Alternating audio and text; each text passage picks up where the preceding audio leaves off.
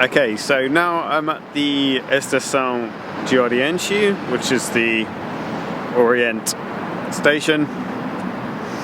So what happened is that I was waiting outside the Tile Museum for about 35 minutes and no tourist bus came. So I decided to take a normal bus, the 759, because I thought it would be quicker. But actually it wasn't. It took about 40 minutes to get here because it stopped, you know, everywhere basically along the way. So sometimes I don't know why I do these things. I try and get a shortcut or make things easier and they end up becoming more complicated. Anyway, it was one of those mad things I end up doing that I probably should have waited for the bus, but I got impatient. So yeah. Anyway, the Orient station is probably the biggest train station in the whole of Lisbon and probably the whole of Portugal, to be honest. So if you're getting a train to any other part of Portugal, like the north, Porto, Faro in the south, you go from here. And yeah, even if you're going to Spain or France, this was where you would go from because it's a hub station. Yeah. Also, they've got the Vasco da Gama shopping centre, which is a very upmarket shopping centre. Just over the road you can see this is the Vasco da Gama shopping centre. And yeah, this is a real hub of activity and commuters. So you can see the Orient station's got this really interesting design at the top. And on the ground floor there are lots of shops and cafes and things like that as well, like most big stations have. Yeah, so this is a pretty busy part of the city. There's quite a bit going on. So somewhere here must be my bus. I just don't know where at the moment.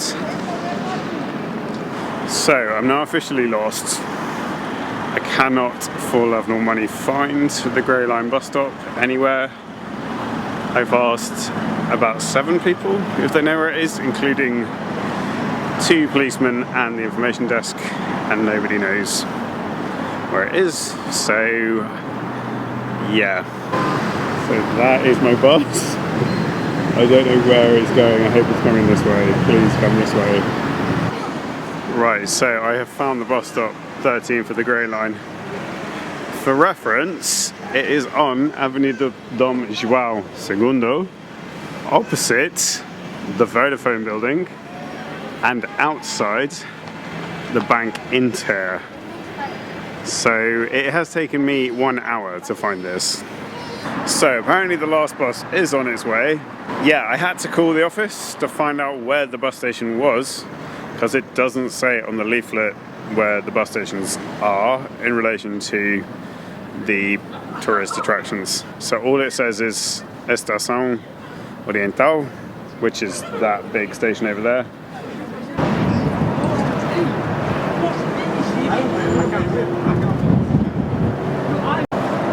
So I finally made it back onto the bus after around an hour of looking for the bus stop.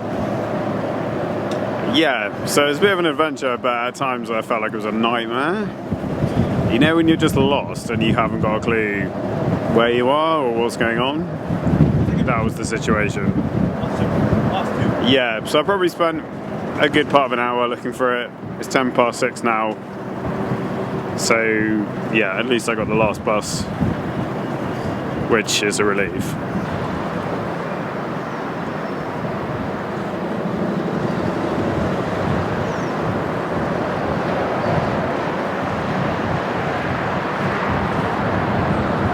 So I just found out that there is a strike on today for public transport, so that may explain why this bus was late, because there is a lot of traffic.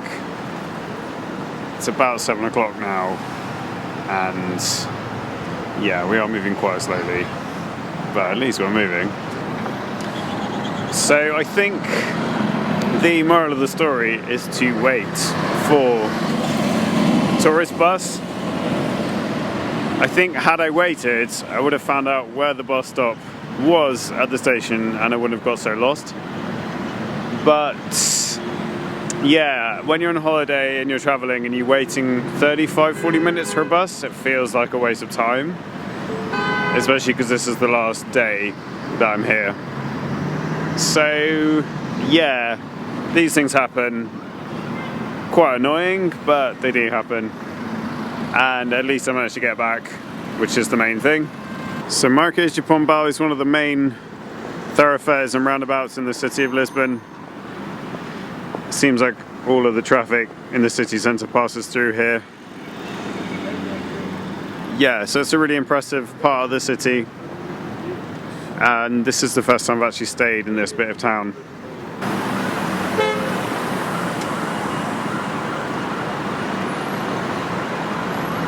So I'm actually going to go and get some food now because I'm really hungry and I didn't have lunch, and even though I've been sitting on a bus for a large part of the day, it has been relatively busy.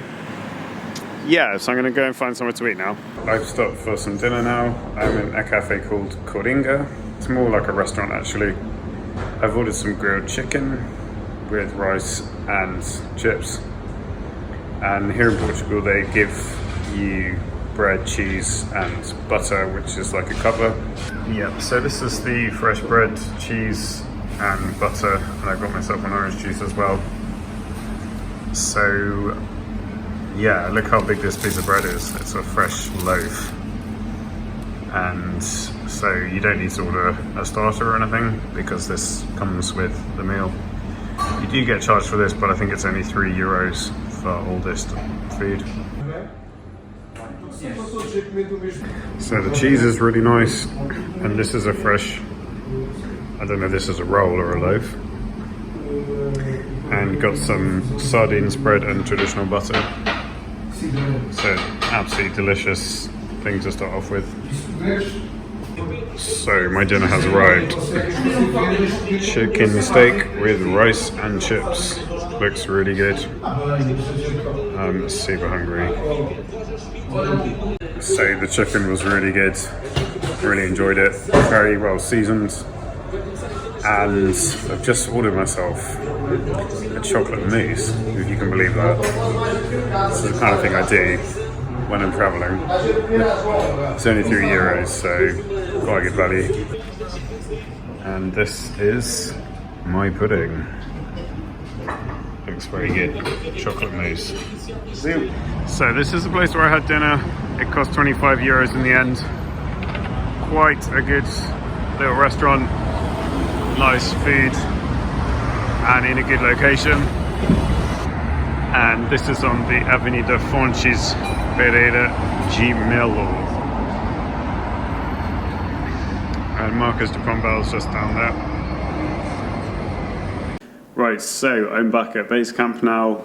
I'm staying at a hotel called the Pestana Vintage Lisboa.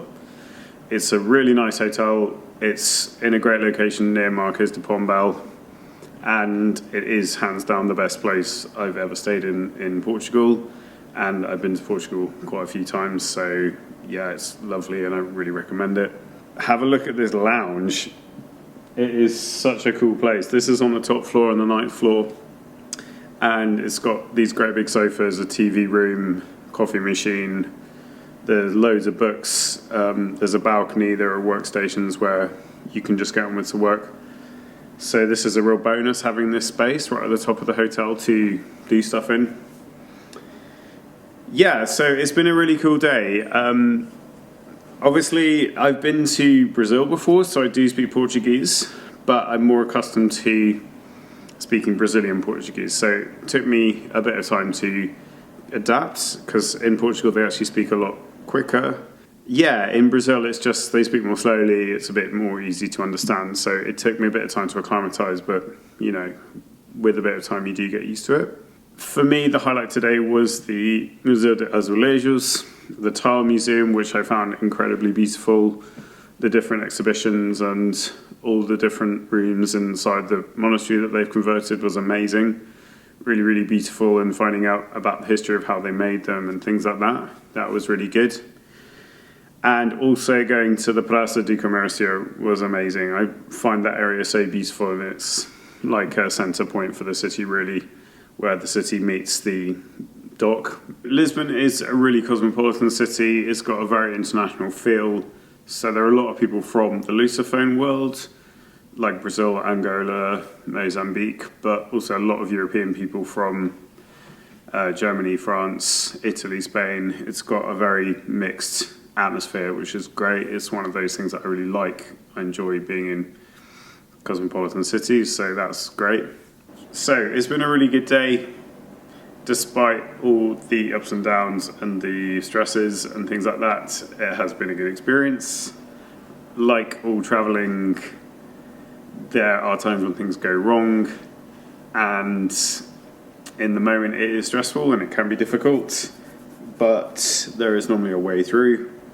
And in the end, there was a way through in the end, and I got back on my tour bus, which was great. It's been a really busy one, but it's been a good one, and Lisbon is a fantastic city. All right, take care, and I will speak to you soon. Ciao.